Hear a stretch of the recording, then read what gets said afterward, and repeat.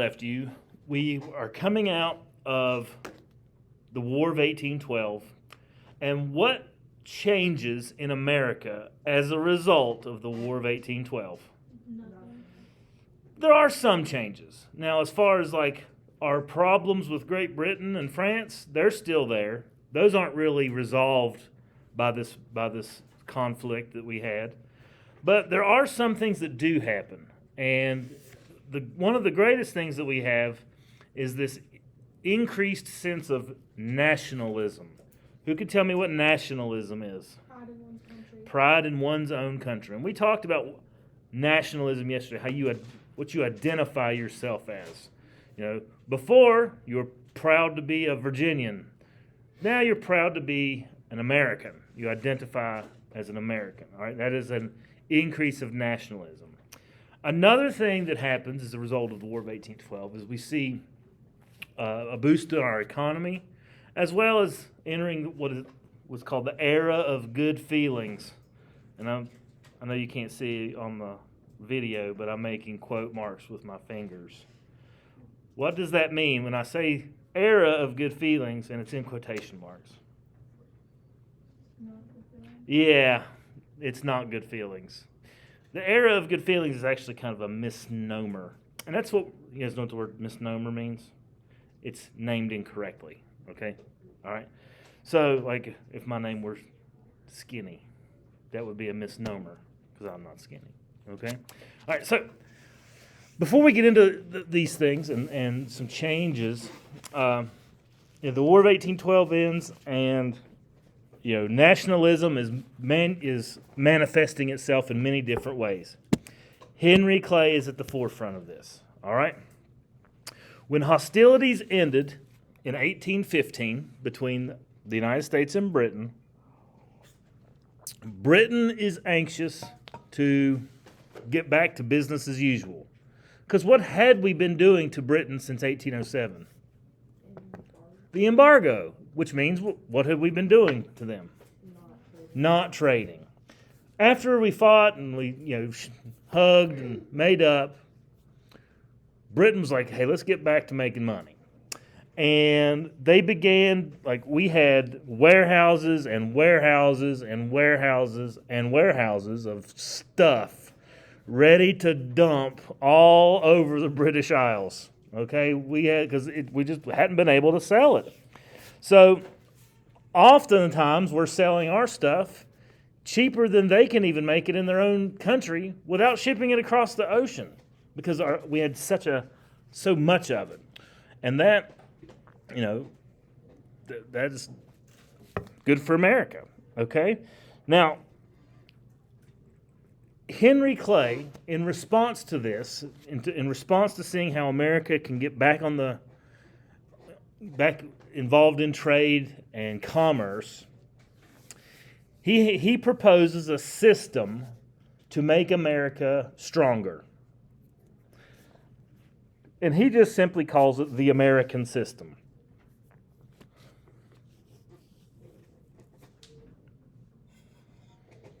It's a pretty grand plan for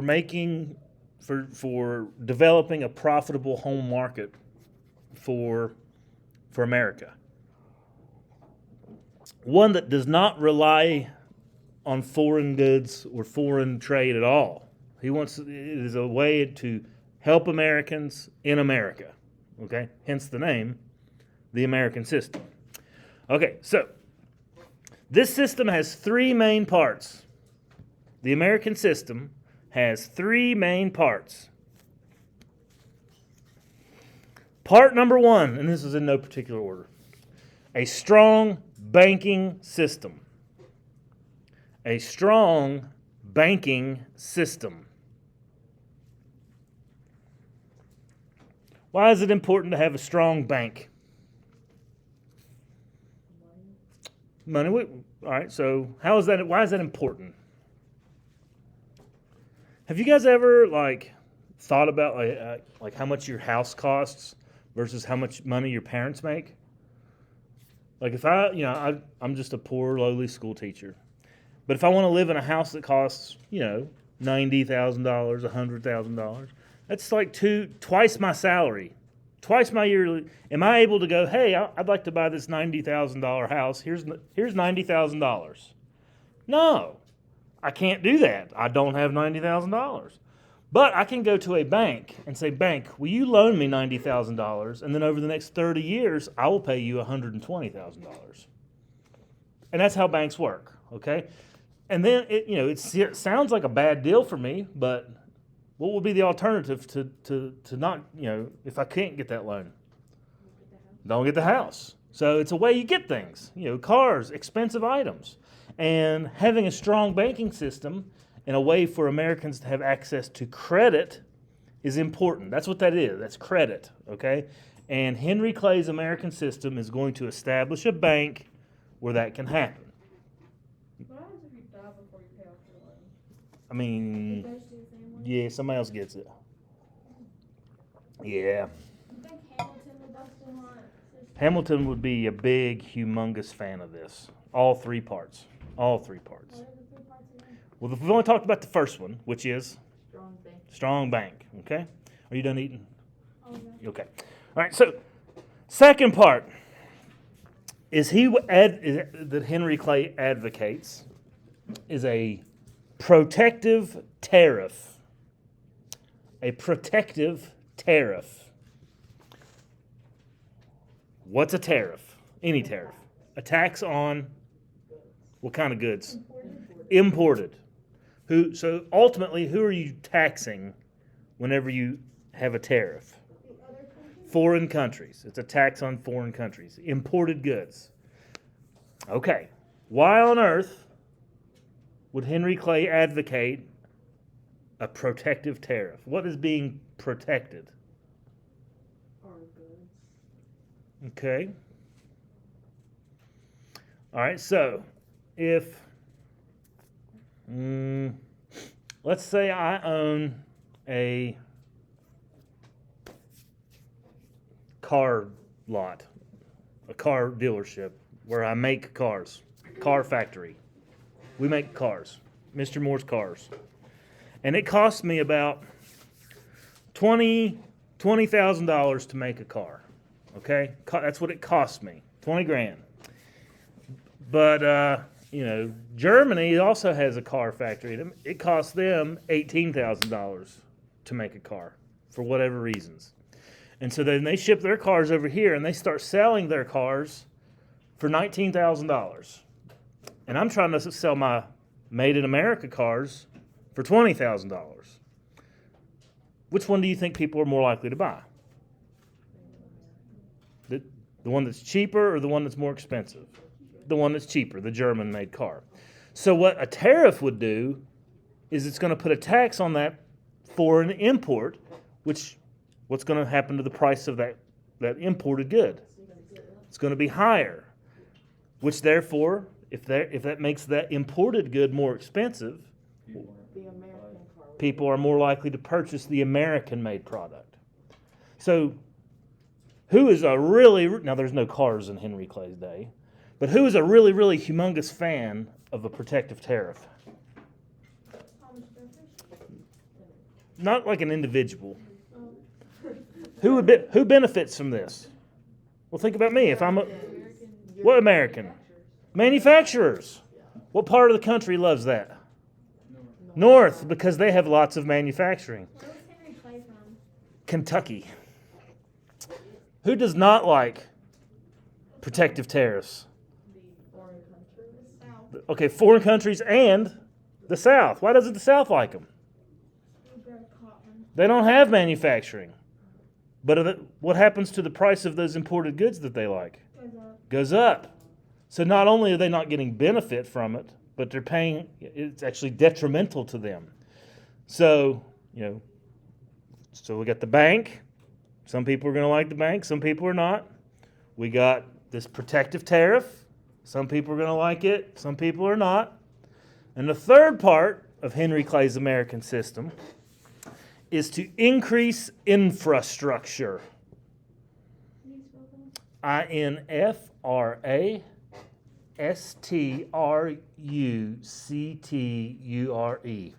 infrastructure. Infrastructure. What does infrastructure mean?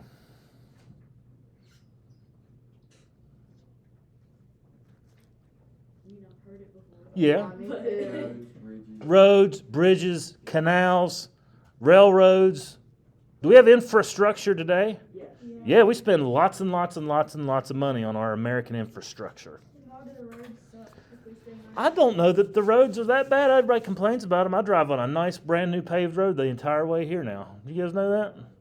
I just noticed it this morning, like how jet black the road is because it's all brand new asphalt. Have you like now 5 years ago? Yeah, it was horrible. But it's nice now. Like the interstate, they've been working on it for 2 or 3 years. It's going to be like 6 lanes wide. That's going to be, I mean, it's a pain in the butt right now, but it's going to be nice when it's done. Okay? graduated? Yeah. Guys, when I was in high school, they did the ribbon cutting for the Coalfield Expressway. That road they started on it my senior year.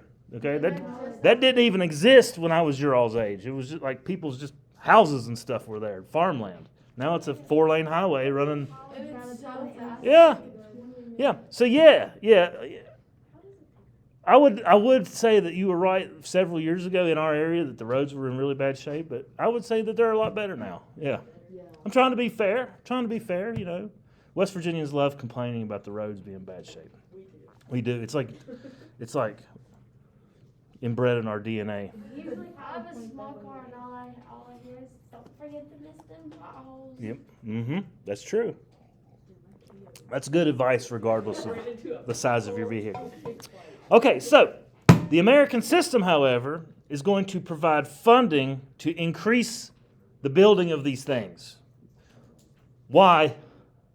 Because they don't have any. Yeah, there's a little bit. Yeah. Why is it important to have bridges and canals and roads? And why is that important? More land is accessible. Okay, gives us greater access to land, which can give us greater access to raw materials, which can give us greater wealth, trade, commerce. Yeah, just imagine trying to get to school if there's no roads from your house to here. You just have to walk and get here. It's hard. Some of you wouldn't make it. Okay, so a network of roads and canals, particularly in this new territory recently acquired in the west, like in the Ohio River Valley, was going to be necessary to have new arteries of transportation that would flow food and raw materials and ultimately wealth all across America, north, south, east, and west. Okay, so what do you guys think of Henry Clay's plan? It's alright. All right. Bad, good. Do we have a bank today? Yeah. Got infrastructure? About tariffs. Yeah. Yeah, we have these things. Okay? So, to some degree or another, tariffs, are touchy still. But if for the most part, Henry Clay's American system reigns for a long time throughout American history. Now, does that mean that it's going to live on without argument and dispute? Some of these things people kill each other over, and you're going to come see that, okay? But the American system that Henry Clay proposes in the early 18 teens sets the tone for some problems in the future, okay? Problems in the future. All right, so let's have a presidential election. The election of 1816. The election of 1816, where the Virginia dynasty continues on with another Virginian as president, James Monroe. You ever heard of him? Yeah. Another tall Virginian, 6 feet tall, James Monroe was. Let's grow them tall in Virginia. George Washington's tall. Thomas Jefferson's like 6'2". James Monroe's 6 feet tall. I just want to meet him and see Yeah, how I just far want to I move my neck up. I just feel like honestly, I've never thought any of the founding fathers this tall. I thought they'd all be like midgets. I would think that as well. And people, but like James Madison, like 5. He's like 5 feet tall. Exactly. He probably weighs as much as you do. Like, he's tiny, tiny little guy. Okay? James Monroe, however, 6 feet tall, somewhat stooped, even like his shoulders were kind of hunched. Mild-mannered, polite, courtly, Virginia gentleman, that you might think. And he was chosen to take over after James Madison by the Democratic Republicans. Who was his vice president?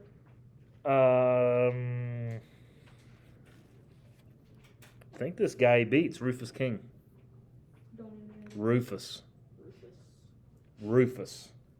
What a great name. Thus, continuing the Virginia dynasty of presidents, Washington, Jefferson, Madison, James Monroe. Okay? He wins fairly easily, as you can tell, 183 to 34. Probably wasn't even stressing about it. No. And really, with this election, the Federalist Party is almost done. Like they haven't won an election since John Adams, and then at that they only won one. He only served one term. So the Federalist Party is really dying. Okay, it's on its way out. And President Monroe takes over after what war? The War of 1812. He wins this election in 1816. The War of 1812 ended in 1815. We have emerging nationalism. We have Henry Clay proposing his American system. We have people feeling good about the prospects of the American future. And he is the president at the beginning of what is called the era of good feelings. James Monroe is the first president in this era of good feelings. It's a happy phrase, doesn't that sound happy? Like, man, I would love to live in the era of good feelings. Yeah, but it's not, Unfortunately, the era of good feelings is a misnomer. It is not named adequately. It's wrong. I'm not. It was actually not a great time to be an American. No, I said they were being. Yeah. That's what I mean. The name actually comes from when James Monroe won. Where's he from? Virginia. He actually does a tour of New England. Goes to Boston. Goes to Vermont. And everywhere he goes, he's cheered. Like these Northern Federalist people are cheering a president that is not a Federalist. He's a Jefferson. And they're like, it made him feel promising about the future. Why were they cheering? Well, everybody was kind of happy. Like, hey, we've defeated the British again. At least that's what they were telling themselves. And people were excited at the prospects of the future. Little did they know, they're going to be disappointed. Okay? So, now, not all of the era of good feelings was bad. There was peace. There was some prosperity, people making money. There was tranquility. There was no war during this time. But it doesn't mean that this period of time was not troubled, because it was, okay? And a lot of it has to do with the American system. People arguing over the tariff, the bank. Who gets the internal improvements? Where should we build these bridges? Should we build them in the north, or should we build them in the south? The sale of public lands, all that land that we have been acquiring, not to mention the Louisiana Purchase. How are we going to sell that land? Who gets the profits? How are we going to use the profits? Not to mention just regional differences, particularly over the issue of slavery. All of these things are massive problems in the 1820s, okay? And much of the goodness in the era of good feelings goes out the window pretty early on, as there is a panic. A panic. A panic is not a depression. A panic can cause a depression, but a panic is when our economy has a rapid change, usually for the worse. So in 1819, a paralyzing economic panic happened, which brought which brought with it deflation, depression. Not like, oh, I need some Prozac depression, like the economy's not doing well depression. What was before depression? Deflation, not inflation, deflation. Well, which is worse, deflation or inflation? They can both be remedied, but it's harder. Deflation is like where your currency is worth too much. There's not enough to go around. So there's literally people with nothing. So they literally could have just made more money in this. Like, That couldn't would they? have caused them. But Depends on it how could. much It money- depends. Yeah. It depends. It just depends on how much they make. Correct. They just made like a You little got to amount. find the Goldilocks spot. Yeah. Yeah. Okay. Bankruptcies, bank failures, which is bad, because this was a time. If your bank failed, it wasn't like, oh, hey government, my bank failed and lost all my money. Can I get it back? Today, that'll happen. Like, hey, my bank failed. The government will insure your bank deposits now up to like $200,000. So if the bank goes under, if you guys have probably never even heard of a bank collapse, but if a bank goes under today, your deposits are protected up to a certain amount. At this time, if the bank went under, you just wave that money goodbye. It's gone. It's gone. Okay? So, bank failures, unemployment. And at this time in American history, if you had a certain amount of debt, you guys know what debt is? Yeah. Money borrowed that you're paying back. If you have an amount of debt and you can't pay it off, you go to prison. It's called debtor's prison. And debtor's prisons were overflowing Because so many people were broke. because so many people were in debt and unable to pay. That's actually a very old idea, debtor's prison. It's been around since money, really. We don't have that anymore. What happens now? You declare bankruptcy and you try to get some help with your loans, and it hurts your credit score, and you don't go to prison. Yeah. Okay? But there's also a lot more regulation as to how you borrow them. Like if you have bad credit, they won't loan you money. Okay? So we have a system in place now. Over time, we've learned from our mistakes, such as the one that occurred in 1819. All right? So this was our first ever financial panic, okay, since President Washington took office. And there's a lot of factors that contributed to this panic. It didn't just happen, okay? The biggest factor that led to this panic was that we had too much. We were people of plenty. And what we had too much of is land. Land. Where? In the West, on the frontier. People then, just like today, you guys see me watching my stocks. We speculate. We try to invest to make a profit. People in 1819 were doing the exact same thing, trying to buy land cheap and then sell it at a profit. And a lot of people were doing that. And this is called over-speculation. Over-speculation. And banks were issuing loans on property that was not worth as much as people were buying it for. Because people were trying to, I'll buy this land cheap and then I'll sell it for more expensive. People were buying like desert land with no water or anything on it for, exorbitant amounts for it. Okay? And it's not just one person doing it. It's a lot of people doing it. And eventually the system is going to collapse on itself. And that's what happens in 1819. Okay? When that happens, all right, because people are like buying this land. Then they get there. So they show up to the land. And they've paid all this money to own this land. They got the deed in their hand. What are people hoping to do with it? Get money off of it, How? selling it. Okay, I mean, once they've bought, so I'm the speculator. I buy the land cheap from the government, and then I go and I'm like, hey, Jana, You want to buy this land for me? It's great land. You could go make a go of it. That'd be a landowner and a proud American. Don't you want to be a proud American, Jana? Yeah. And so I sell this piece of land to her for a lot more than I paid for it. But I paid the fair amount for it from the government. I'm making a profit off Jana.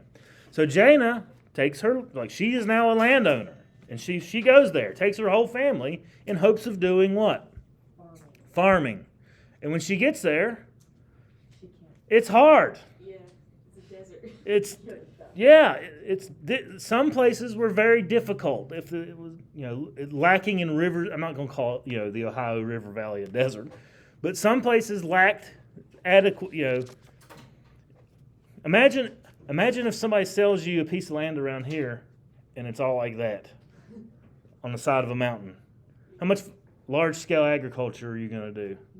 None. How are you going to build a house on that? It's tough, okay? And then guess what? You're the proud owner of that. And Jana's not the only person that's been put in that situation. Other people have been too. Now, Jana's not able to, she didn't just pay cash for this land. How did she get the money to buy the land? She went to the bank. What happens after she gets to her piece of land, realizes she can't farm, she can't build a house, she can't make any money? What happens to her loan payments? She stops paying them. She can't pay them. And it's not just Jana doing that. It's hundreds of families doing that. And the banks loan the money out, and what are they getting in return? Nothing. What happens to the bank? It collapses, okay? Well, can I send you to debtor's prison if you're back? They could, but what's the point? They're not going to get any money out of you in prison. So this is called the pinch. It was called the pinch. It was put on these banks. And those banks that were doing this were out in the West. They were called wildcat banks. Wildcat banks. What a great name. I think if you are borrowing money from a bank and it's called a wildcat bank, you should probably know you're going to lose something. Okay? But these wildcat banks began to foreclose on mortgages and begin to repossess people's homes to try to recuperate whatever they could. But then when the bank claims the land, they're not able to sell it either. So, especially for what they loaned the money out for. This is we have protections on this today, guys. Before you buy a house, it has to go through an appraisal. If the house is worth $100,000 and the owner of the house wants you to pay $150,000, so you go to the bank and the bank says, I'm only giving you $100,000 because this is what it's worth. We're not going to give you $150,000. So it's kind of how it works today. We have protections to prevent stuff like this happening. Does it still happen to certain extents? Yeah, during the second President Bush administration, we had a housing bubble and it burst because people were paying too much for homes, and eventually it popped. And when I bought my first home, it was during President Bush's administration. They were giving stimulus money, like first-time home buyers were getting $10,000 cash just to buy a house, and I took advantage of that. It was awesome. So they don't do that anymore, and it was because of the housing. People stopped buying homes because they became too expensive. All right, and also interest rates were super high. Okay, so the Panic of 1819. Does it bring about very good feelings? Does it? No, it does not. Okay, next. Another thing about this era of good feelings is we're having an increase in sectional tensions over slavery. Okay? And, slavery was had always been a divisive issue ever since the Constitution and even before. And one of the things that makes it an issue during the era of good feelings is new territories are wanting to become states. Are those states going to be free, or are those states going to be slave? Why does it matter, first of all, in terms of the government? Obviously, slavery is an evil. That's Votes. yeah. Representation. Slave states kind of band themselves together. And free states band themselves together. And they want to keep an equal balance of power in both the Senate and the House of Representatives. So, when Missouri reaches the population, writes their own constitution, they want to become a state. And Missouri wanted to have slavery. It was a fertile and well-watered area. And Missouri wanted to be a slave state. However, at this time, there were 11 free states and 11 slave states. A perfect balance. Things were good feelings. Everybody's equal, except for slavery. So, the addition of Missouri would upset the balance.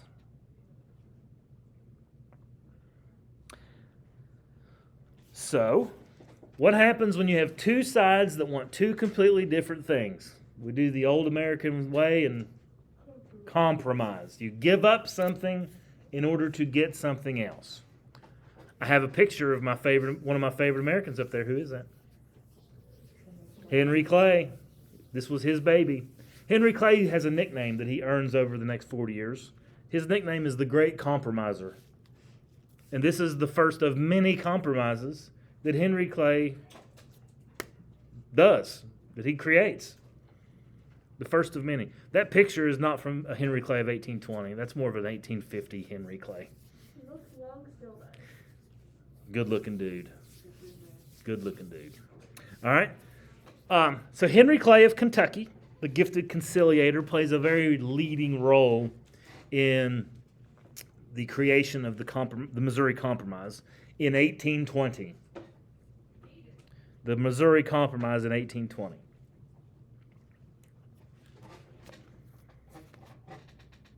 I have a map up here you can kind of see. All right, so let me get my laser pointer. All right, so this is Missouri. Can you guys see this red state, Missouri? Okay. Missouri wants to be a state, and they want to be, what, free or slave? Slave. So that upsets the balance. So what Henry Clay comes up with is this is the plan, all right? So here's the plan of the Missouri Compromise. Missouri will be added as a slave state. Missouri will get their way. They voted, they created their constitution, they did everything they were supposed to do. They want slavery, they can have it. At the same time, we're going to break off this chunk of Massachusetts up here and create a brand new state out of it called Maine. So we're going to... Massachusetts was a big state. Massachusetts had Maine. We're going to carve off that chunk of Massachusetts and call it Maine, and it's going to be a state of its own, getting representation, getting 2 senators, and thereby keeping the balance of power equal between free states and slave states. Additionally, Henry Clay has to come up with a plan for the future. What about when new territory becomes free, wants to join the Union? And so he draws a line. He draws a line of latitude. You guys know what a latitude line is? It's a man-made line that goes around the earth sideways, like that, horizontally, latitude. And that line is called the Missouri Compromise line. And it's at 36 degrees, 30 minutes. That's how you would say that. 36 degrees, 30 minutes. It's a line of latitude. This is 36 degrees, 30 minutes. Okay? He says in the Missouri Compromise of 1820, all land north of this line is closed to slavery. Closed. So he's like part of the cause of like the north-south problem. Eventually, 1820, he's conciliating. Well, it's only like 30 years to Civil War now, right? 40. 41. All right. So, the Missouri Compromise line closes slavery north of that line. What about south of that line? It is open to slavery if that territory so chooses. All right. Problem solved, right? Problem solved? For 34 years. If we could just, you know how, like, if we could describe the Missouri Compromise, we could call it a Band-Aid. But, you know, Band-Aids are great sometimes, right? You gotta scrape, you gotta cut. That's a Band-Aid on a bullet hole. Yeah. This is like getting shot with a shotgun and saying, let me put a Band-Aid on it. It'll help temporarily, maybe get the bleeding stopped. But the underlying cause, all the buckshot that you're filled with, is a Band-Aid going to help? No. And that's what the Missouri Compromise is. It's a Band-Aid. It's a Band-Aid. Because are we going to have problems with slavery in the future? Massive problems. Massive problems. But in 1820, the problems are slowed and put aside for a while. Okay? So the Missouri Compromise in 1820, which is being made while how's our economy doing? In the toilet because of the Panic of 1819. Both of these things, happened during Monroe's administration. President Monroe was president during this, and it should have dimmed his political star, but he was a smooth-talking guy, and he remained popular. And in the election of 1820, I got stuff there for Missouri Compromise. In the election of 1820, you would think that it would be a close election because things were not going great. The people who likes to compromise? Nobody. I want to get what I want. Okay, so a compromise happens, which makes everybody unhappy. Not to mention our economy's in the toilet. You would think it would be a close election. James Monroe wins every electoral college vote except one. Almost unanimous. Almost unanimous. In fact, it probably was unanimous, but one elector just switched their vote at the end to keep George Washington's honor as being the only unanimous president ever elected. It was a landslide. So, Monroe, even to this day, is the only president to ever be reelected after a term in which a major financial panic happened. Major financial panic. Even to this day. President Trump came close. He had a major financial panic, but he lost. Most presidents, when they have a major financial panic during their term, lose re-election. Except James Monroe. That's a smooth-talking dude.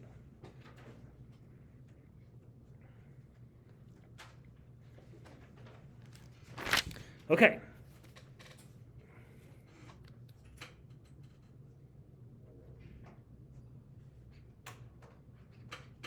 I want to stop there.